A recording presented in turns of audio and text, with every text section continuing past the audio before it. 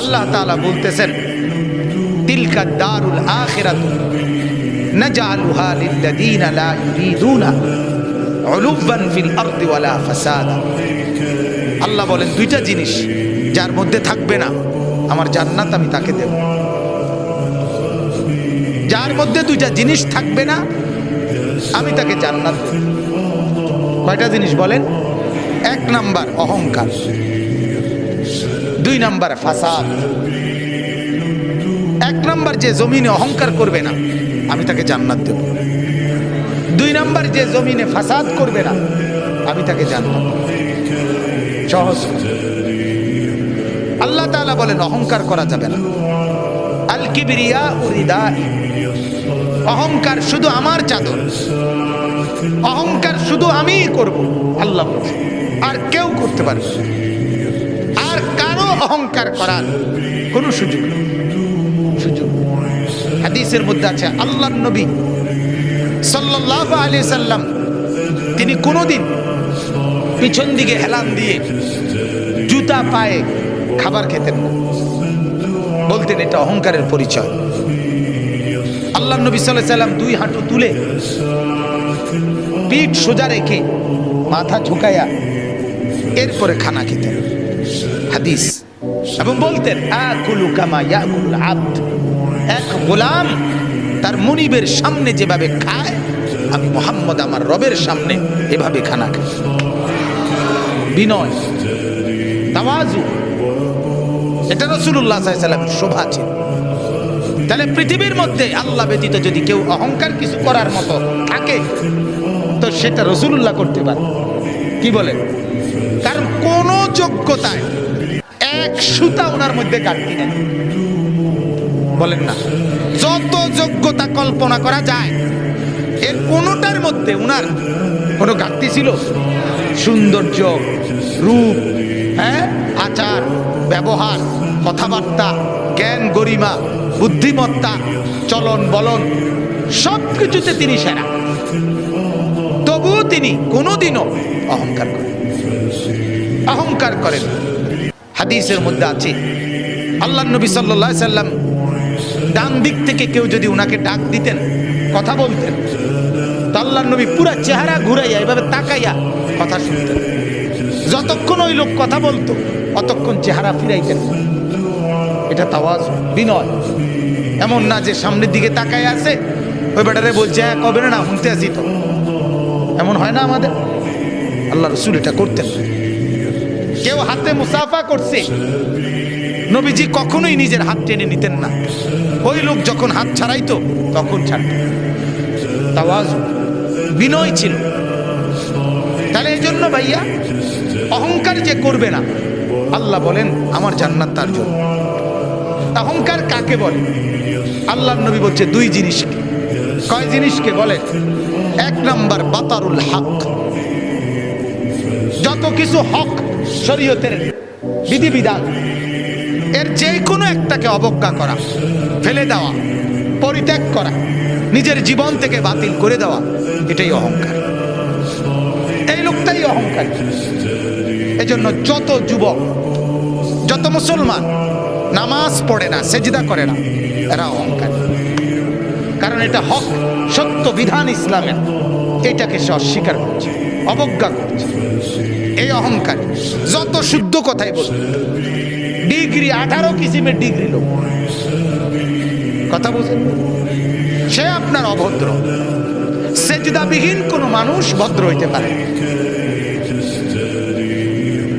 নামাজবিহীন কোন সন্তান, কোন মানুষ ভদ্র হইতে পারে, হতেই পারে না, হতেই পারে। আল্লাহ ইবলিসের পরিচয় বলছে কোরআনে। আল্লাহ বলছে ইবলিসকে জানো? ইবলিস সে যে সেজদাকারীদের অন্তর্ভুক্ত ছিল না। লাম ইয়াকুম মিনাস সাজিদিন, সেজদাকারী নয় যে, তার পরিচয় ইবলিস। অতএব দোস্ত, তুমি তোমার পরিচয় ঠিক করো। তুমি মানুষ কিনা না ইবলিস, সেজদার ভিত্তিতে প্রমাণ, সেজদার ভিত্তিতে প্রমাণ। ফারকু মা বাইনানা ওয়া বাইনাল কুফরি আস-সালাহ। আল্লাহর নবী বলেন আমি আর আমরা, ঈমানদার আর বেঈমান, পার্থক্য নামাজ। কি সালাত। আমার। আমি প্রায় বলি আগা কাটা না, আগা কাটলে মুসলমান, আগা না কাটলে মুসলমান না। না, আগা কাটার ভিত্তিতে কি না মুসলমানের হিসাব কিতাব? ওইটা একটা সুন্নত আমল, এটা একটা জরুরি আমল। কিন্তু মুসলমান আর বেঈমানের পার্থক্য সেজদা। কি বলেন না? সেজদা, সেজদা, নামাজ। প্রত্যেকটা বিধান। যে সুদ খায় সে অহংকারী, যে ঘুষ খায় সে অহংকারী, যে মিথ্যা বলে সে অহংকারী, যে অশ্লীল ছবি দেখে, নর্তকীর নাচ দেখে সে অহংকারী, যে মা বেপর্দা চলে ওই মা অহংকারী, যে বোন বেপর্দা চলে ওই বোন অহংকারী, যে বিবি বেপর্দা চলে ওই বিবি অহংকারী, যে ঘরে রঙিন টেলিভিশন চলে ওই ঘরওয়ালারা দেমাগী অহংকারী। আর আল্লাহকে পরোয়া করে না, আর আল্লাহকে মূল্যায়ন করে না। আর আল্লাহ বলেন আমার সাথে যে অহংকার দেখায় কাসাম, আমি তারে এমন ভাবে ধরি এক আষাঢ়ে আমি সোজা করি। আল্লাহ বলেন আমারে চেনো নাই, তো বুঝোই নাই আমাকে। ওমা কাদারুল্লাহ হাক্কা কদর। আল্লাহ বলে আরে মানুষ তোমরা আমারে চেনো না, আন্দাজ করো, আন্দাজ করবা। আমি রহম করেছি, আমার নাম যেমন রহমান, আমারই নাম কাহ্হার। আমার নাম যেমন রহিম, আমারই নাম জব্বার। মনে রাখো, আমার দোনো নামের অর্থ শুনে নাও। আমার রহমান নামের অর্থ কি এটাও জেনে নাও, আমার জব্বার নামের অর্থ কি এটাও জেনে নাও। আমার রহিম নামের অর্থ শোনো, আমার কাহ্হার নামের অর্থ শোনো, তাইলে আন্দাজ করব। আর আমি ভাগ করে রাখছি কখন আমি রহমতের আচরণ করব, কখন আমি কাহ্হারের আচরণ করব, এটাও আমি ভাগ করে রাখছি। দুনিয়ায় আমি রহমতের আচরণ করি, তোমারে দুগা ভাত খাওয়াই, তোমার এত চুরি ডাকাতি, এত মিথ্যা, এত চুরি, এত মোবাইল, এত অশ্লীলতা, এত গান বাদ্য, এত নাচ গানের পরেও ছেলেপেলেরা মনে করে কই মাতে তো না কেউ। বুঝেন নাই কথাটা? আল্লাহ কিচ্ছু তো কই কই এর মধ্যে কি থাপড় দিল নইলে, দুই একটা আচার দিল নইলে, কিচ্ছু তো কয় না। আমি তো আমার নাফরমানির উপরে তো আমি বহাল তো বিয়েতে কি আছি। আল্লাহ বলে আহারে আমার একটু দয়া দেখে তুমি ভুল করছো না, আমার একটু দয়া, এ তোমারে দুগা ভাত খাওয়াই দেখে তুমি মাতো না, মনে করছো আমি আর কিচ্ছু কইতাম না। তোমারে যে পরিমাণ ভাত খাওয়াই, আমার বাঘ বাল্লুক রে আমি এত বেশি খাওয়াই, ঠিক না বলে? আমার হাতিকে, আমার তিমিকে আমি এর চাইতে বেশি খাওয়াই। অতএব এটারে তুমি কিছু মনে করো না, আমার শাস্তি বড় সাংঘাতিক। আন্না আযাবি হুয়াল আযাবুল আলীম। আল্লাহ বলেন আমার আযাব বড় ভয়ঙ্কর আযাব। অতএব আমার বাপ প্রত্যেকটা গুনাহ অহংকার, প্রতিটা গুনাহ কি বলেন না অহংকার।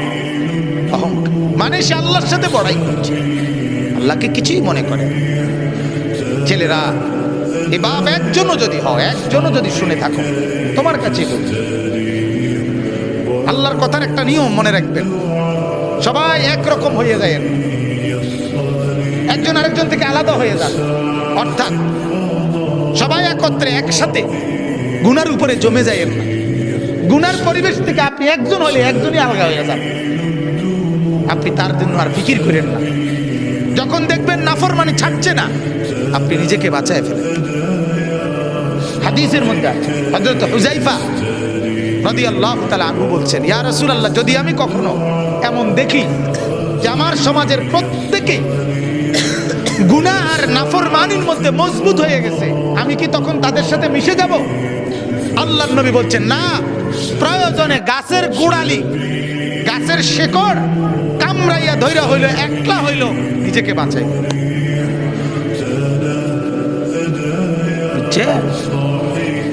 আমরা দিবানিশি বলে যাচ্ছি, এর ভিতরে দিয়া গোটা পৃথিবী আমল না করুক, তো নিজের ব্যাপারে সিদ্ধান্ত নিয়ে রাখছি আমি নামাজ পড়ব। আমার শায়েখ আল্লামা মুফতি মুশতাকুন নবী সাহেব বলে এই কথা, যে জিকিরের কথা আমি দিন রাত বলে যাচ্ছি, আর বলার দ্বারা যে পড়ছে তো পড়ছে, কিন্তু কেউ যদি না পড়ে, আমি মুশতাকুন নবী সিদ্ধান্ত নিয়ে রাখছি আমি জিকির করব। হুজুরের কথাই আমি এটা করব, বাকি অন্য গরু বলতেছি। এখন যদি কেউ না শুনে অসুবিধা কি? 300 বছর দাওয়াত দিছে, এমন নবী পৃথিবীতে ছিল, একজনও ঈমান আনে নাই। হাদিসে আছে, বুঝেন নাই? একজনও কি আনে নাই? কিছে ওই নবী মার গেছে নাকি? ওই নবী বাদ। সূরা ইয়াসিনের মধ্যে আছে 3জন নবী একত্রে দাওয়াত দিছে, 3জন রাসূল। ফাআযাযনা বিসালিতিন, তৃতীয় জনকে দেওয়ার পরে 3জন রাসূল। 3জন রাসূলের দাওয়াতে ঈমান আনছে শুধু একজন। ফাজাআ মিন আকসাল মাদিনাতি রাজুলুন ইয়াসআ, একজন। কি হইছে? এজন্য বাপ এটা ফিকির করা, আমার দ্বারা যেন অহংকার না। আমি অনুরোধ করছি, আপনারা যারা শেষবারে বসলেন, আল্লাহ আপনাদের উপরে রহম করেন। আপনাদের কাছে অনুরোধ বাজার, যখনই কোরআনের কথা শুনবেন, আল্লাহর কথা শুনবেন, দিল সাফ করে বসুন, নিয়ত করে বসুন। 6 ঘন্টা না শুনলেন, না শুনলেন, 1 ঘন্টাই যখন শুনবেন, একদম ফারেক হইয়া, কোন দোস্ত বন্ধু লগে না লইয়া, একলা চুপচাপ শুনুন। বন্ধুকে বলে দেবেন তুই আনতে শোন, আমি আমার কথাই শুধু শুনবেন, দেখবেন এতে ফায়দা হয়, এতে ফায়দা হয়, উপকার হয়। আজকে এজন্য এই গুনার উপরে জমে থাকা, ঠাট্টা মনে করা, ওয়াজটাকে ঠাট্টার বিষয় বানাবে, হাসে, ব্যাটকায়, কিচ্ছা কয়, গল্প করে, তামসা করে, এটার নাম ওয়াজ। মানুষ জমছে না বাজার, না বাজার। আখেরাতে লোক সংখ্যার ভিত্তিতে নাকি? লোক সংখ্যার ভিত্তিতে না, না, না। কোরআনে আল্লাহ বলছে আমি কোয়ান্টিটি না, আমি কোয়ালিটি দেখব। আমি পরিমাণ না, গুণগত মান দেখব, গুণগত মান। কারণ এক সেজদা 7 আসমান আর জমিনের চাইতে ভারী হবে, কারো 1 কোটি সেজদা ওজনে আসবে না। ওই যে সুন্নত মোতাবেক হয় না, কোরআনে আছে ফালা নুকিমু লাহুম ইয়াউমাল কিয়ামাতি ওয়াজনা। কোন কোন নাফরমানের সমস্ত আমল ওজনে আসবে না, মানে এটা 1 কেজি হইতো না। এই জন্য ভাইয়া মাকসাদ স্পষ্ট হওয়া চাই। আমাদের ভিতরে ইখলাস দরকার, আমারও, আয়োজকদেরও, শূন্যওয়ালাদের। নাহলে কাঙ্ক্ষিত খরচ হয়। প্রতিটা মাহফিলে কষ্ট আছে, প্রত্যেকটা মাহফিল মেহনতের মাহফিল। এনে আইসা বক্তা হিসাবে শুধুমাত্র 1000 টাকা চুক্তি করে নিয়ে যাওয়া, এটার নাম জিন্দেগি না। এর পিছনে অনেক শ্রম ব্যয় আছে। তাহলে এটার একটা ফলাফল চাইতে, কথা বলেন না? ফলাফল এটাই কি যে লোকেরা বললো তারার মাহফিলে লোক হয়েছে, এটাই ফলাফল, এটাই প্রাপ্তি। তারার মাহফিলে লোক হয়েছে না, এটাই অপ্রাপ্তি, এটা ব্যর্থতা। তাহলে প্রাপ্তি এবং ব্যর্থতা তো এটা না।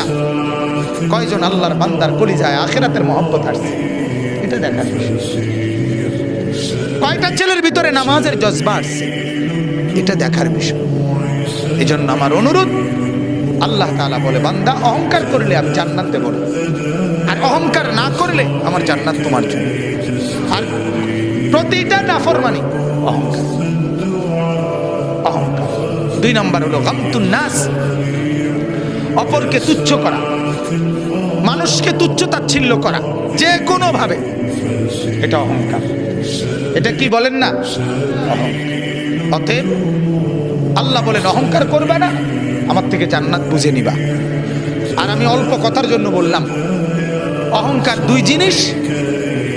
আল্লাহ আল্লাহর রসুলের কোনো নাফরমানি হওয়া, এটাই অহংকার। আর মানুষকে হেয় করা, এটাই অহংকার। আমরা দ্বিতীয়টা যদিও কিছুটা বুঝি, প্রথমটা বুঝি না। বুঝেন নাই কথাটা? একজন আরেকজনরে হেয় করা, এটা যে অহংকার কয়, এটা মোটামুটি সবাই বোঝে। এটা কইতেও পারে একজন, বেটা বেটাগিরি দেহ উডাঙ্গিরি মারো, হ্যাঁ কিন্তু মূলত দুটোটাই গুনাহ, অহংকার। কারণ গুনাহ মানেই তো হলো তুমি আল্লাহকে কি করছো না, পরোয়া করছো না। মেম্বাররে ভয় করছো অথচ মেম্বার সামনে নাই, অথচ আল্লাহ তো সামনে। চেয়ারম্যানরে ভয় করছো অথচ চেয়ারম্যান তো সামনে নাই, আল্লাহ তো সামনে। আল্লাহ আমার সাথে আছে কিনা বলেন? আল্লাহ আমাকে দেখছেন না কখন? আল্লাহর আড়ালে আমি কখন? কথা কয় না। কোন সেকেন্ড, কোন পলক? 2 নাম্বার, ওয়ালা ফাসাদান। আল্লাহ বলেন ফাসাদ যে করবে না। ফাসাদ কি? ফাসাদ মানে জুলুম। জুলুম কি? একই অর্থ, গুনাহ। অর্থাৎ আমার কাছে যা প্রাপ্য আল্লাহ আল্লাহ রসুলের পক্ষ থেকে, এর ব্যতিক্রম করাই জুলুম, এর ব্যতিক্রম করাই বিশৃঙ্খল। একই অর্থ।